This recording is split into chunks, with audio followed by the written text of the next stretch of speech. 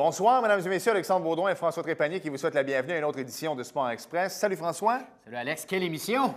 Quelle émission? D'abord, on va parler de la Ligue senior de football parce qu'il s'est passé tellement de choses. Marc Rémillard des Huskies est ici pour nous en parler. Je ne vais pas rentrer dans les détails, François, parce que c'est trop complexe. Oui. Mais on va en savoir davantage sur leur exclusion de la grande finale. Oui.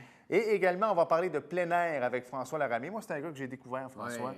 J'ai trouvé ça extraordinaire. Puis l'entrevue, honnêtement, elle s'en allait déborder. Alors, on va faire 2 semaines avec François, cette semaine et la semaine prochaine.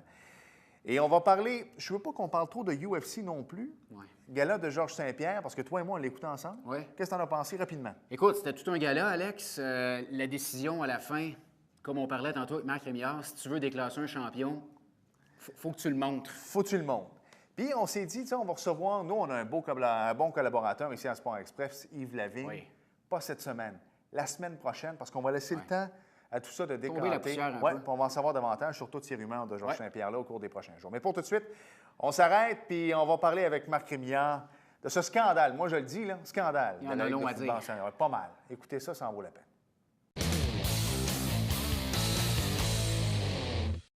Notre premier invité à Sport Express cette semaine est un habitué des caméras de Sport Express. On l'avait reçu plus tôt cette année. On a reçu ses confrères Alexandre Blais et Samuel Fournier. On parle bien sûr des Huskies de Saint-Jean-sur-Richelieu. Par contre, on aurait aimé que Marc Rémillard, l'entraîneur, soit en studio aujourd'hui avec la coupe. Mais malheureusement, les Huskies n'ont pas participé à la finale, mais ils ont gagné la demi-finale. Marc Rémillard, premièrement, bienvenue à Sport Express. Merci, Frank. Toujours un plaisir de venir ici. Marc, Écoute, ouais, vas-y. il faudrait mettre les gens dans le contexte. Nous, pas plus tard que la semaine passée, on avait invité les auditeurs de Sport Express à se diriger vers Montréal pour aller vous encourager en finale. Là, vous n'avez pas été en finale. Les gens se posent des questions. On s'en pose. Qu'est-ce qui s'est passé? OK. Première des choses, juste faire une petite parenthèse avant de commencer à expliquer la situation. Je ne suis pas ici pour dénigrer la LMFS, qui est notre Ligue métropolitaine de football senior. Je suis quelqu'un qui est fervent du produit, qui a une qualité de joueur exceptionnelle, qui sort des réseaux universitaires et collégiales et tout ça. Tout ce qui entoure le produit, c'est ça que je suis fervent à chaque année de pousser les gens. Acheteur. Je suis acheteur exceptionnellement à ce produit-là. On s'entend, sinon les Huskies ne seraient pas dans la Ligue. Là. C'est exactement ça. Et puis, par contre, la Ligue a plusieurs défauts. Et puis, surtout au niveau structure organisationnelle, au niveau que ça parte d'en haut, que ça s'en aille au niveau des présidents, la manière qu'on gère nos règlements et tout ça. Et puis, c'est un peu plate parce que j'en suis là aujourd'hui à vous expliquer une situation qui part de ces mauvaises structures-là. Donc, ce qui est arrivé, c'est qu'on a fait jouer un joueur qui n'avait pas ses 4 matchs, selon ce que stipule le règlement spécifique de la Ligue senior. Le règlement, ce que c'est qu'un joueur doit avoir joué 4 matchs pour participer aux séries éliminatoires? Est-ce que c'est ça? Oui, le joueur doit avoir joué 4 matchs dans la saison régulière pour être éligible pour faire partie des séries éliminatoires. Ça, c'est écrit noir sur blanc. J'en étais très conscient avant même de le faire jouer. Ce qui est arrivé en arrière de ça, c'est que c'est un joueur qui s'appelle Raymond Hall. C'est un athlète que tout le monde adore, que ça fait des années qu'il est dans la Ligue.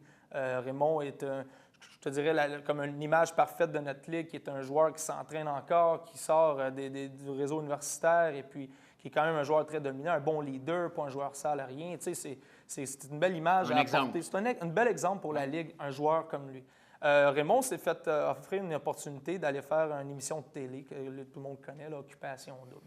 Et puis, moi, je l'ai su quelques semaines, avant que la saison commence. Parce qu'on avait pu le voir dans les previews de l'émission avec son chandail des Huskies, justement. De là à dire, c'était une très belle image pour la Ligue parce que oui. je me suis fait poser 1000 questions. Je comprends. C'est quoi les Huskies? Puis Raymond, tout ça. Puis on était sur les réseaux sociaux, puis ça se balançait pas mal.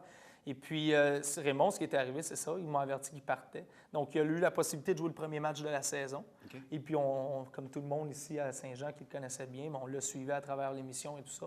Et puis, il s'est fait sortir et revenu un petit peu plus rapidement que supposé.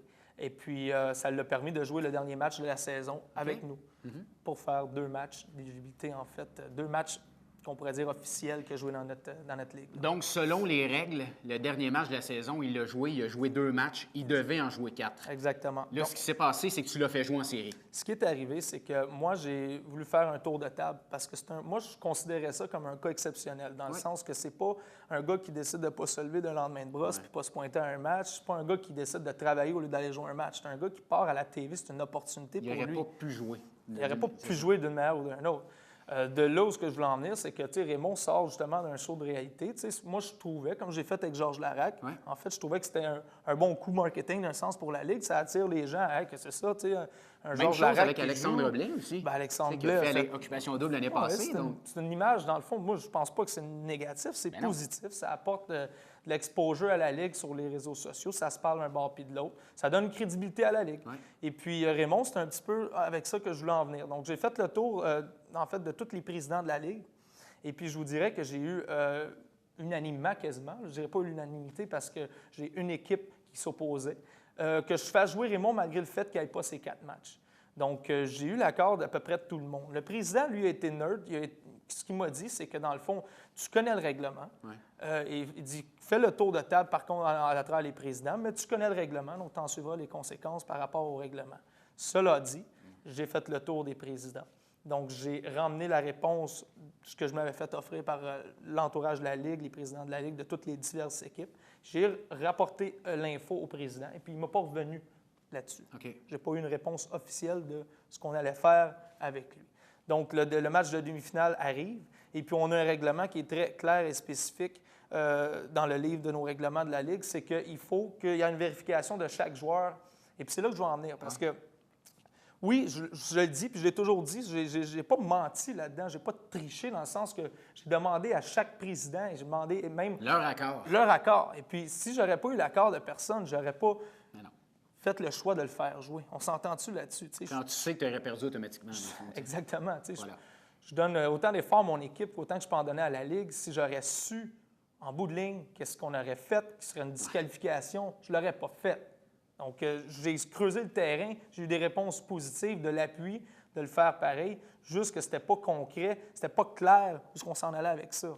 Donc, quand j'ai décidé de prendre la décision de le faire jouer, en fait, moi, je m'attendais également que la Ligue fasse sa vérification, que je pourrais dire, là, régulière, qu'ils font à chaque année, qui stipule le règlement, qui veut dire prendre les contrats des joueurs, demander les cartes d'identité, et puis après ça, faire la validation si tel joueur est éligible ou tel joueur est inéligible.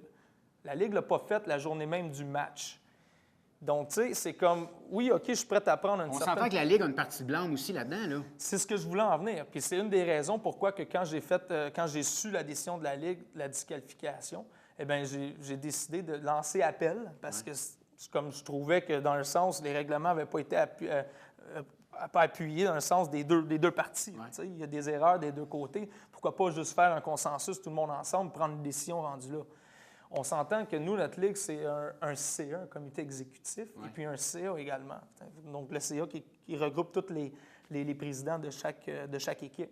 Et puis, c'est stipulé dans nos règlements qu'avant de prendre une décision qui est si importante comme celle de disqualifier les Huskies, il faut faire recours à un CA qui regroupe tout le monde et on passe au vote. Okay. Et là, on décide si on disqualifie les Huskies par rapport à tout ce qui est arrivé et tout ça.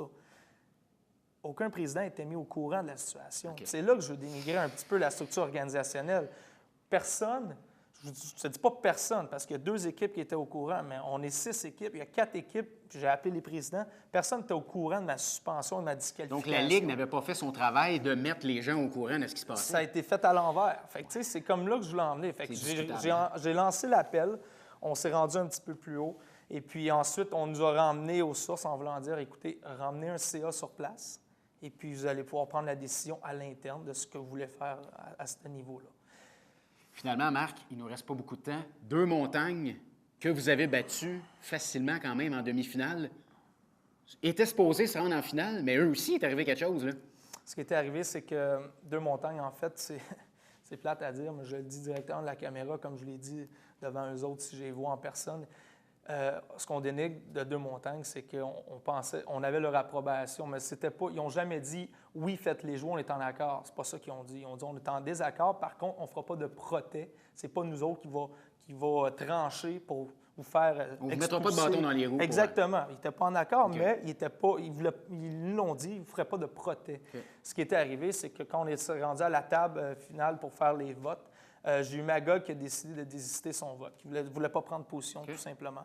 J'ai eu Saint-Laurent qui m'a appuyé. J'avais Trois-Rivières qui m'appuyaient, mais qui n'avaient pas le droit de vote vu que c'est une équipe d'expansion. Nous, notre équipe, bien sûr, on était en désaccord de la décision. Ouais. Et puis quand ce qui est arrivé, Montréalais était pour la décision, excuse. Puis quand c'est arrivé aux mains de Bulldog, et puis J'ai été très surpris à ce qui était arrivé à ce moment-là. Bien, ils ont pris la position d'être pour la décision de la disqualification de nos Huskies. C'est ça qui est venu nous faire mal à notre équipe. Et puis ensuite, ce qui est plate, c'est qu'eux autres, ils ont fallu qu'ils envoient leur liste de joueurs à Football Québec pour être validés pour la finale. Puis ils se sont fait prendre avec un joueur illégal. Donc, ils n'ont pas pu faire partie également, eux autres, de la finale. C'est ce qu'on appelle une fin de saison en queue de poisson, Marc?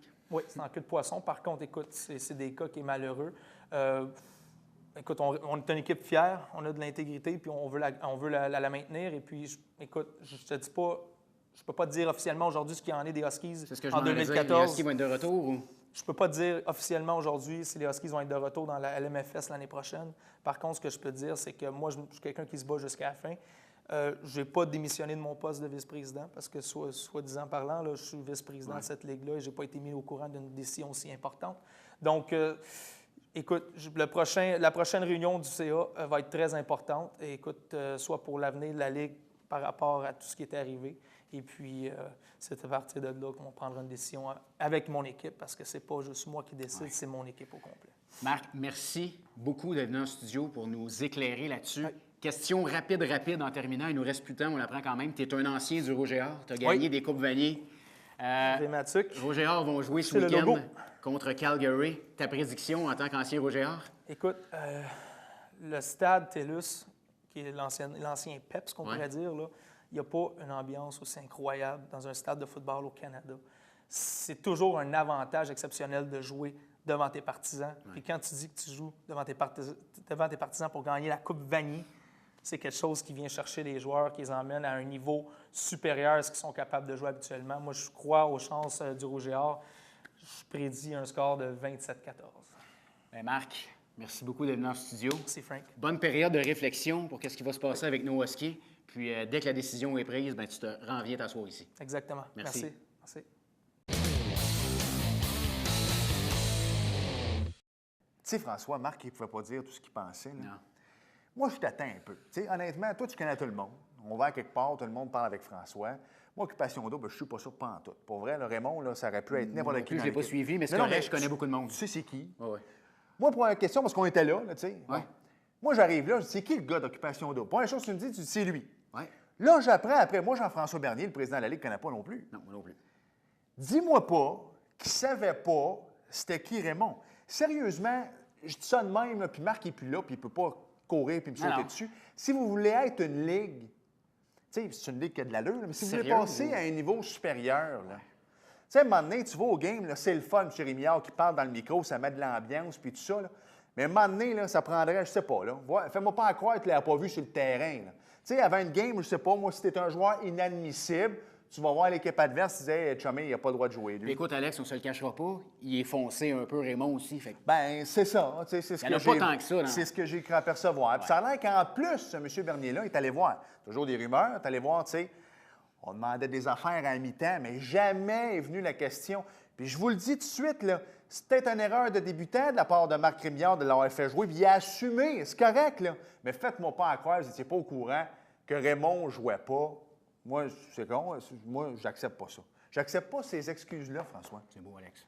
Non, mais je suis sérieux, là. Ah ouais? Puis, ça aurait été n'importe quelle autre équipe, je l'aurais dit. Puis je suis convaincu que Marc Rémillard n'aurait pas accepté non plus que son équipe joue à la place d'un autre. Il aurait trouvé ça ridicule, puis il aurait dit « Faites votre finale tout seul ». Moi, je trouve ça ridicule qu'il y a des équipes qui sont allées en finale qui n'avaient même pas d'affaires, là. Moi, je ne sais pas, gagner... Je sais pas.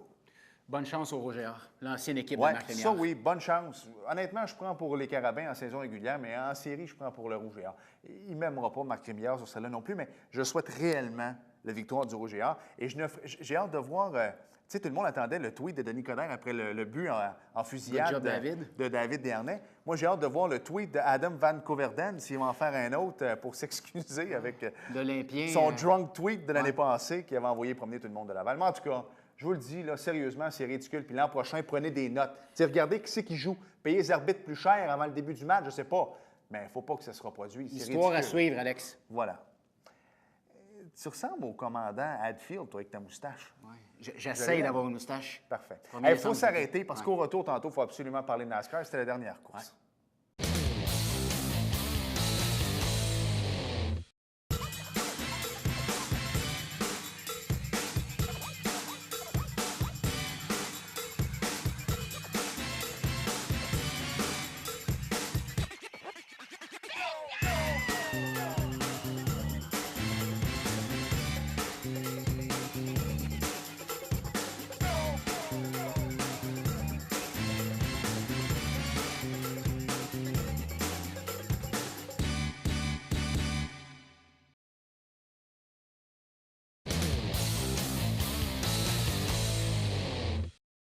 Ça fait longtemps qu'on voulait parler de plein air à Sport Express et on s'est dit, pourquoi pas inviter une sommité dans la matière ici sur la rive-sud de Montréal et naturellement partout en Montérégie, François Laramée.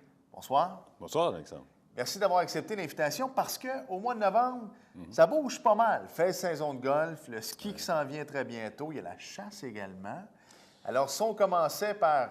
Moi et François, on était tellement tristes parce que quand arrive le mois d'octobre, c'est la fin de la saison de golf. Mais il y en a des chanceux qui ont joué jusqu'à tout récemment, François. Absolument. Écoute, la saison de golf, oui, presque, pour ainsi dire, terminée. Il reste, en fait, encore ce matin, je faisais le tour des clubs de golf ici, particulièrement dans la région.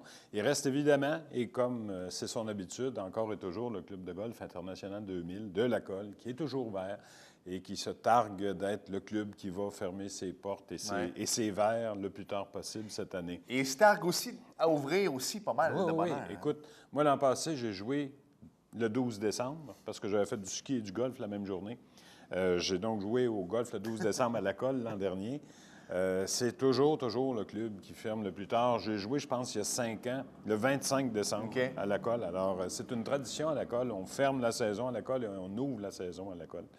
Mais il faut aussi faire le bilan d'une saison qui a été un petit peu en dents de scie. Dame Nature n'a pas été très coopérante non plus, François. Hein? Toi et ton collègue François, qui êtes des amateurs de golf, vous le savez, mois de mai, mois de juin, ça a été pourri. Ouais. Le mois de juin, je pense qu'il y a eu 11 ou 12 jours de pluie sur tous les week-ends. Alors, il y a des clubs de golf qui ont souffert. Il y en a d'autres qui ont moins souffert, cela dit, parce que je regardais les chiffres en fin de semaine. Ouais.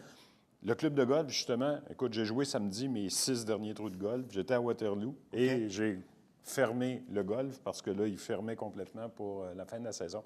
66 000 rondes de golf. 66 000. C'est du monde. C'est à ça, Metz, j'allais dire. Pour le Québec, c'est énorme. Pour le Québec, mais aussi pour un golf quand même de campagne, il faut bien le dire. Là, le club de golf de Waterloo, c'est en haut, dans le but, en arrière, dans le comté de Shefford. 66 000 rondes de golf. Alors, ça roule énormément. Il y a des tarifs extrêmement agressifs aussi qui font qu'il y a un nombre de golfeurs absolument extraordinaire qui passent là à chaque année. D'ailleurs, le club de golf de Waterloo a acheté à la fin de la saison le club de golf Granby-Saint-Paul. OK. Et il avait acheté en début de saison le golf de Richmond. OK. Alors, l'an prochain, il y aura donc 2, 4, 5 terrains, 5, 9 trous de golf qui seront offerts dans un forfait probablement. C'est ce que j'allais dire, probablement qu'on va pouvoir débourser mais pour jouer sur plusieurs terrains. Exactement. Parce que c'est pas mal ce que les Québécois recherchent aussi, François, de ne pas toujours jouer à la même place. Absolument. La diversité. Les gens, là, tu sais, des clubs privés, quoique j'ai fait aussi le bilan la semaine dernière avec le Country Club de Saint-Lambert. OK. Une augmentation de 5 du nombre de rondes de golf. Ils sont passés de 18 000 à 19 000 pour un endroit comme ça, club privé, c'est excellent. Bien, ben oui. Ils ont augmenté leur membership d'à peu près une douzaine. Encore là, ça peut paraître petit, mais c'est significatif pour un club comme celui-là. Alors, il y en a qui s'en sont mieux tirés que d'autres. Le petit golf même de Saint-Lambert, un 9 trous, 34 000 rondes. Wow. Ils ont eu des bonnes saisons. Le parcours du Cerf, ça a été plus difficile à Longueuil. D'ailleurs, je ne sais pas si tu as su, mais il y a des mesures assez particulières qui vont être prises pour l'an prochain. J'ai entendu, c'est des rumeurs, mais maintenant que tu en parles, on pourrait peut-être... Oui, c'est ça. Parce que tu entends des oui-dire ici et là, mais qu'est-ce qui va se passer? C'est plus que des rumeurs, Alexandre. On transforme un 18 trous en 14 trous. OK, celle-là... Ça va être une première au Québec. Ouais.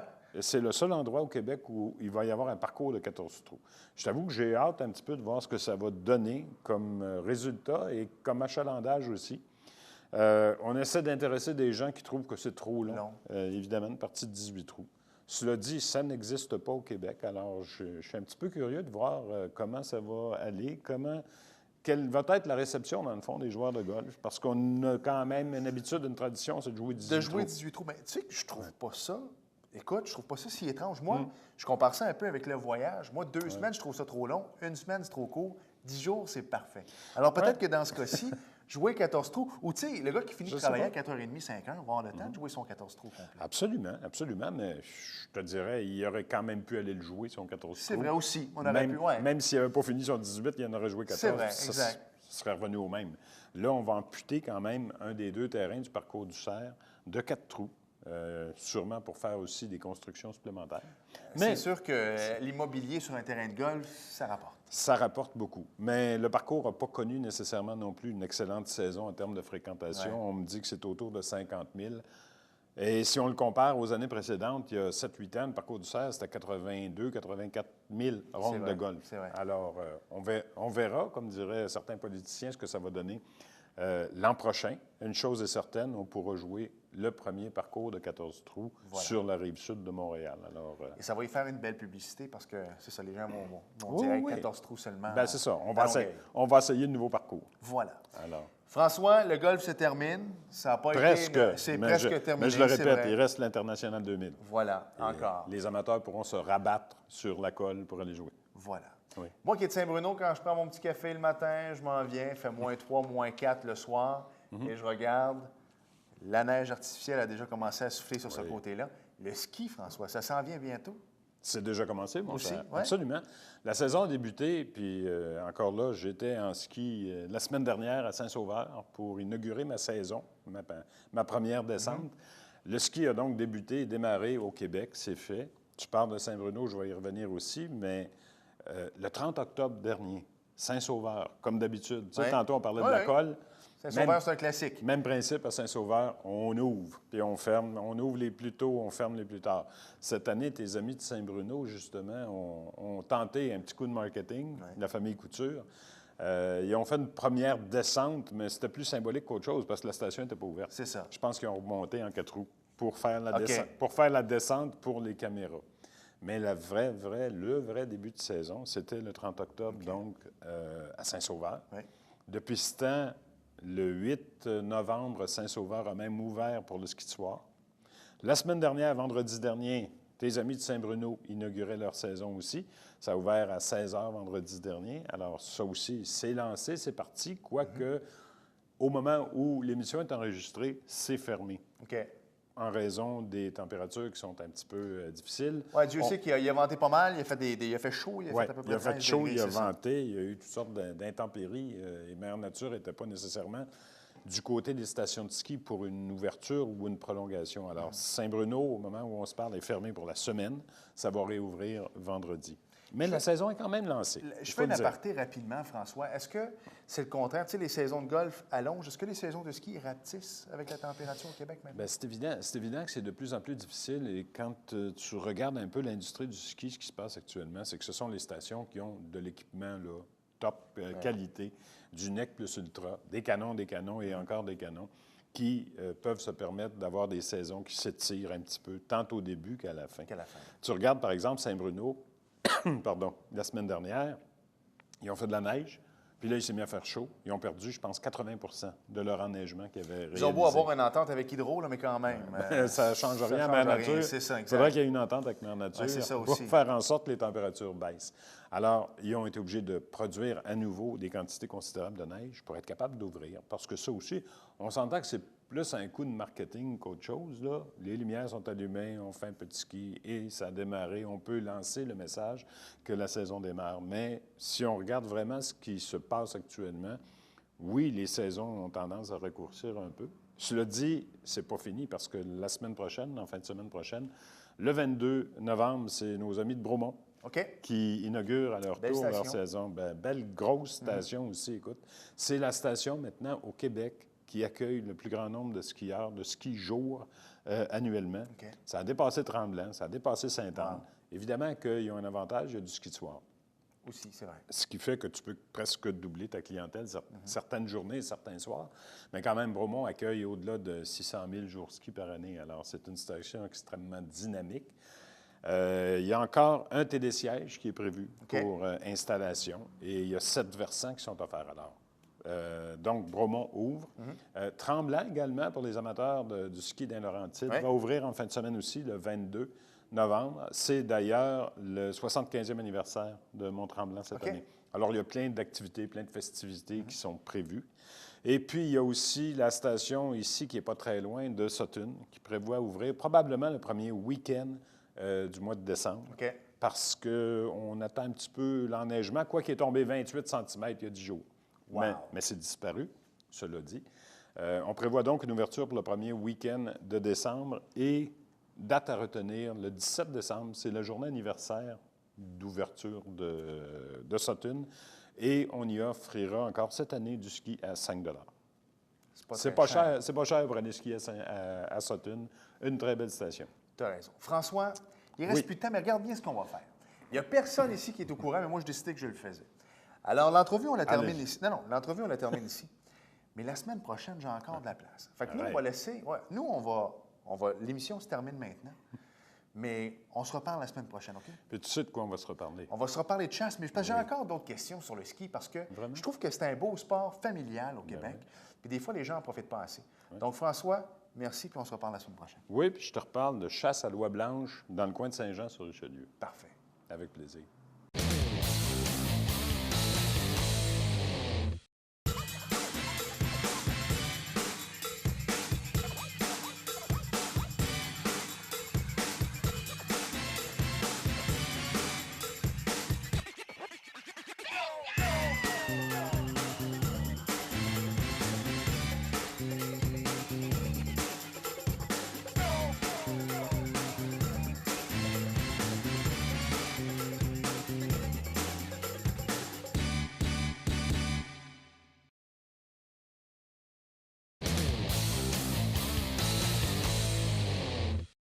Nous sommes de retour à Sport Express. Et tu sais, François, on n'a rien contre M. Bernier. C'est juste qu'il y a tellement de gens qui se sont occupés de cette ligue-là.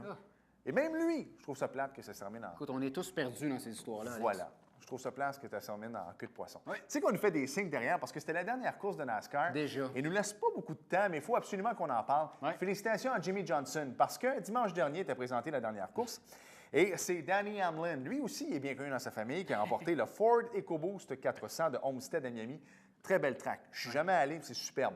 Mais, Matt Kenseth a terminé deuxième et Dale Earnhardt Jr. a terminé troisième. Il y a eu un pneu qui a explosé. Ça aurait pu passer en feu. C'était extraordinaire. Richard Esco, notre DG, Une chance que Richard nous a envoyé ça. nous a envoyé ça par message texte dimanche soir. J'ai qui c'est qui me réveille? Écoute, je pense que c'est la seule course qu'on a manquée, Alex. C'est ça, exactement. Mais quoi qu'il en soit, c'est terminé. Félicitations à Jimmy Johnson. Prochaine course, c'est au mois de février prochain, le 23. Eux autres, ils commencent avec le Super Bowl, tu le sais. C'est le...